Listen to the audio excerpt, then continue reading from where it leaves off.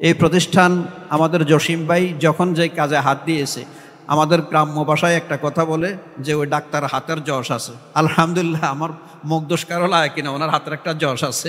যেই কাজে হাত দেয় ওটা সাকসেসফুল। আলহামদুলিল্লাহ, এই কাজও সাকসেসফুল হবে। এই প্রতিষ্ঠান লক্ষ্মীপুর জেলার মধ্যে অল্প সময়ে এত সুনাম অর্জন করেছে। আলহামদুলিল্লাহ, আল্লাহ তাআলা যেন এটাকে উত্তরোত্তর আরও সমৃদ্ধি, আরও সুন্দর এটা যেন আল্লাহ তাআলা করে দেয়। আসসালামু আলাইকুম ওয়া রাহমাতুল্লাহি ওয়া বারাকাতুহু। ইন্নাল হামদুলিল্লাহ হামদাশ শাকিরিন ওয়াস সালাতু ওয়াস সালামু আলা সিরাজিল মুনির আশরাফিল আমবিয়া ওয়া খাতামিল মুরসালিন সাল্লাল্লাহু তাআলা আলাইহি ওয়া আলা আলিহি ওয়া আসহাবিহি আজমাইন। আম্মা বা'দু ফাআউযু বিল্লাহি মিনাশ শাইতানির রাজীম। বিসমিল্লাহির রহমানির রহিম। মান আমিলা সালিহান ফালিনাফসিহি ওয়া মান আসাআ ফাআলাইহা ওয়া মা রাব্বুকা বিযাল্লামিল আবিদ। আজ লক্ষ্মীপুর আইডিয়াল আলিম মাদ্রাসার গার্লস শাখার শুভ উদ্বোধন উপলক্ষে আয়োজিত আজকের এই অনুষ্ঠানের সম্মানিত সুযোগ্য অত্র প্রতিষ্ঠানের সম্মানিত চেয়ারম্যান স্বপ্নদ্রষ্টা জনাব মোহতারাম মাওলানা জসিমউদ্দিন সাহেব, আজকের আমন্ত্রিত প্রধান আকর্ষণ আমাদের লক্ষ্মীপুর জেলার রত্নগর্ব এবং বাংলাদেশ এবং বাংলাদেশের বাইরে যিনি তাফসির জগতের একটি উজ্জ্বল নক্ষত্র আন-নাজমুস সাকিব তারিকুন মুনাওয়ারুন নাওয়ারাল্লাহু মুস্তাকবিলাহু আফদালা মিম্মা মাদি। আমিন। আমার কাছে অত্যন্ত ভালো লেগেছে। আমাকে জসিম ভাই, উনি আমার অত্যন্ত বেশি কাছের মানুষ। উনি যখনই বলেছে যে আমাদের তারেক মনোহর ভাই, আমরা ওনাকে পাওয়াটা মুশকিল, এখানে এসেছেন, আমি বলছি আমার অন্য প্রোগ্রাম রাখিও, আমি কিছু সময় হলো আমি একটু হলো আসব, কারণ দীর্ঘ সময়ের মাঝখান দিয়ে ব্যবধান হয়ে গেছে। ওনার ছোঁয়া থেকে আমরা অনেক বঞ্চিত হয়ে গেছি লক্ষ্মীপুর মানুষ। দেশের বাইরেই তো জীবনের দীর্ঘ সময় কেটেছে। ওনার ব্যাপারে আমরা যখন ছাত্র ছিলাম তখন উনি লক্ষ্মীপুর সবচেয়ে বড় প্রোগ্রাম যেগুলো হতো একদম বিশাল বিশাল, ওগুলাই উনি সঙ্গীত পরিবেশন করতেন। উনি হয়তো আজকে মাইন্ড করবেন আমি বললে, নইলে আমি অনুরোধ করতাম আজকে ওনার মুখে একটা সঙ্গীত শোনার জন্য, কিন্তু উনি মাইন্ড করবেন এই জন্য আমি বলছি না, বুঝলেন। মানে এত আমি সবসময় শুনতাম, এরপরে আমি ক্যাসেট কিনে নিতাম শুধু সঙ্গীত শোনার জন্য। পরবর্তীতে কর্মজীবনে আল্লাহ তাআলা ওনাকে তৌফিক দিয়েছেন। কোরআনের পাখি আল্লামা দার হোসেন সাইদি, আল্লাহ তাআলা তাকে জান্নাতের উচ্চ মাকাম দান করুক। ওই সাইদি সাহেবের হাতের ছোঁয়া প্রাপ্ত তারেক মনোহর সাহেব, আল্লাহ তাআলা ওনার ইলমে আমলে আরও বারাকা দান করুক। আজকে এখানে উপস্থিত হয়েছেন আরও অনেক মেহমানবৃন্দ। আমি কিন্তু আজকে মেহমান হিসাবে আসেনি। আমাদের জসিম ভাই ইঙ্গিতে বলেছেন যে আমরা আসলেই উনি যদিও আমাকে মেহমানের কাতার রেখেছেন, কিন্তু আমি মনে করি এই প্রতিষ্ঠান আমার প্রতিষ্ঠান। জসিম ভাই মনে করে কিনা জানি না, আমি এখানে অনেকবার এসেছি, এজন্য আমিও আজকে মেজবান, আমিও আজকে কথা শুনব। বাকি সংশ্লিষ্ট আমরা এখানে যারা আছি শিক্ষার্থী ও অভিভাবক সকলের উদ্দেশ্যে এই দুই সংক্ষিপ্ত একটু কথা বলি। সেটি হলো আসলে দ্বীনি শিক্ষাটা খুব বেশি দরকার। আমাদের পানির অপর নাম যেরকম জীবন, এক সময় মানুষ বুঝতে সক্ষম হবে এবং শুরু হয়ে গেছে যে দ্বীনি শিক্ষা ছাড়া দুনিয়াটাও অচল।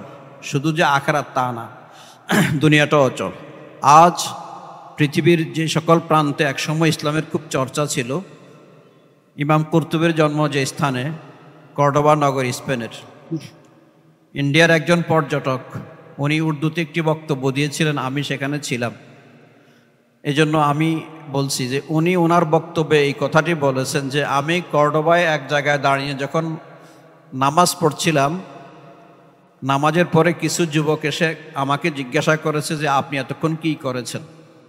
আমি দুঃখে যেন মানে কলিজাটা ফেটে গিয়েছে যে দীর্ঘ বছর পর্যন্ত এই জায়গায় দ্বীনি চর্চা না থাকার কারণে, মক্তব নাই, নুরানি ব্যবস্থা নাই, মাদ্রাসা নাই, দ্বীনি চর্চা না থাকার কারণে কয়েক শতাব্দী অতীত হওয়ার পরে আজ সেখানে নামাজ কি জিনিস ওটা ওখানের যুবকরা ভুলে গিয়েছে। আজান দিলে অনেকে বুঝতে পারে না সেখানে এটা কি। আজ পৃথিবীর রাশিয়ার বৃহত্তর অঞ্চল, রাশিয়ার কিছু এলাকা, উজবেকিস্তান, তাজিকিস্তান, মঙ্গোলিয়া, যেখানে ইমাম বুখারী রাহমাতুল্লাহর জন্মস্থান ছিল, ইমাম তিরমিজির পদচারণা ছিল যে সকল এলাকায়, ওই সকল এলাকায় বিভিন্ন বড় বড় গহীন জঙ্গল বাগানের ভিতরে মসজিদ পাওয়া যায়। আমাদের দেশে হিন্দুদের চিতাখোলা যেরকম, ওখানে বনের জঙ্গলি প্রাণীগুলো সেখানে যায় ওই মসজিদে। আমাদের হিন্দুদের এলাকায় যেরকম বাগানের ভিতরে চিতাখোলা থাকে, ওরা এক সময় দেশ থেকে চলে গিয়েছে, এখন জঙ্গলি জানোয়ার থাকে, ওখানে মসজিদগুলো এরকম। দীর্ঘ কয়েক শতাব্দী যখন মানুষ কোরআন থেকে বঞ্চিত ছিল, দ্বীনি শিক্ষা চর্চা বন্ধ হয়ে গিয়েছে, তখন সেখানে ইসলাম নাই, ঈমান নাই, এই চর্চা সব চলে গেছে। আলহামদুলিল্লাহ বাংলাদেশ এই সকল অঞ্চলে এখনও এই উপমহাদেশে ওলামায়ে কেরামের অবদানে কওমি অঙ্গনে কওমি মাদ্রাসাগুলা এবং এই সকল অঙ্গনে যে সরকারি বেসরকারি প্রাইভেট প্রতিষ্ঠানগুলা, মক্তবগুলা, নুরানি প্রতিষ্ঠানগুলা, প্রাইভেট মাদ্রাসাগুলা, ব্যাপক দ্বীনের ইলমের চর্চা এখনও থাকার কারণে আলহামদুলিল্লাহ আমাদের মধ্যে এটা এখনও বিরাজমান আছে। এটা আলহামদুলিল্লাহ, এই জন্য এটা খুব দরকার এবং এটার সাথে আমাদের প্রত্যেকের সহযোগী হওয়া দরকার, দুনিয়ার স্বার্থে, আখিরাতের স্বার্থে। আজকে থেকে কয়েক বছর আগে যখন আমেরিকা থেকে বাংলাদেশে অনেক গোয়েন্দা এসেছে এবং তারা বিভিন্ন এনজিও নামে অনেক সামাজিক সংগঠন তারা গড়েছে মানব সেবার নামে, ওদের মূল উদ্দেশ্য ছিল দ্বীনি চর্চা থেকে মানুষকে দূরে রাখা।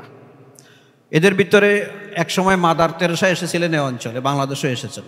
উনি যে রিপোর্টগুলা বলেছেন, উনি যে কথাগুলা ওদের কাছে পৌঁছিয়েছেন, তার মধ্যে একটি কথা ছিল যে যেই দেশের সন্তানেরা কোরআন বুকে নিয়ে প্রতিষ্ঠানে যায় আবার আসে, ওই দেশ থেকে ইসলাম মুছে ফেলা সম্ভব হবে না, এটা উনি বলেছেন। তো এই জন্য এখানে যারা সংশ্লিষ্ট আছেন, আমি সকলের কাছে বিনীত অনুরোধ করব, আমরা দ্বীনি শিক্ষা তো আমাদের লাগবেই, আমারও লাগবে, সকলের লাগবে, দুনিয়ার স্বার্থ লাগবে, আখিরাতের স্বার্থ তো অবশ্য লাগবে। আজ বর্তমান পৃথিবীতে যারা, বাংলাদেশেই আমরা দেখি ধর্মশিক্ষা বিবর্জিত, ধর্মহীন শিক্ষায় উচ্চশিক্ষিত হয়ে যারা অনেক উপরে পৌঁছেছে, তাদের মা বাবারাই কিন্তু বৃদ্ধাশ্রমে বেশি। বাস্তবিক দৃষ্টান্ত আমরা বাংলাদেশে দেখি, দূরে যাওয়ার প্রয়োজন নেই। ওদের কিন্তু শিক্ষা দীক্ষার অভাব নাই, টাকা পয়সার অভাব নেই। আমি জাগতিক শিক্ষাকে ছোট করব না, ওটা তো আমাদের অবশ্যই লাগবে। বিজ্ঞানী মুসলমানদের থেকে হবে, ডাক্তার মুসলমানদের থেকে হবে, ইঞ্জিনিয়ার মুসলমানদের থেকে, এটা হবে, অবশ্যই হওয়া লাগবে। আমার দাবি হলো সে যে লাইনে অগ্রসর হোক সেটা তো ভালো কথা, কিন্তু সে কেন আল্লাহর কালাম থেকে বঞ্চিত হবে? কেন দ্বীনি শিক্ষাটা সে গ্রহণ করবে না মুসলমান হিসাবে, যেটা তার দুনিয়াতেও লাগবে, আখিরাতেও লাগবে? তো আমার অনেক কথা ছিল, কিন্তু আমি আজকে কথা বলবো না, আমি কথা শুনবো।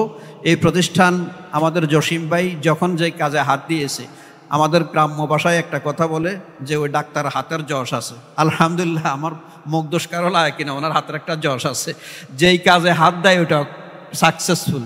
আলহামদুলিল্লাহ, এই কাজও সাকসেসফুল হবে। এই প্রতিষ্ঠান লক্ষ্মীপুর জেলার মধ্যে অল্প সময়ে এত সুনাম অর্জন করেছে। আলহামদুলিল্লাহ, আল্লাহ তাআলা যেন এটাকে উত্তরোত্তর আরও সমৃদ্ধি, আরও সুন্দর, এটা যেন আল্লাহ তাআলা করে দেয়। আমিন। ওয়া আখিরু দাওয়ানা আলহামদুলিল্লাহি রাব্বিল আলামিন।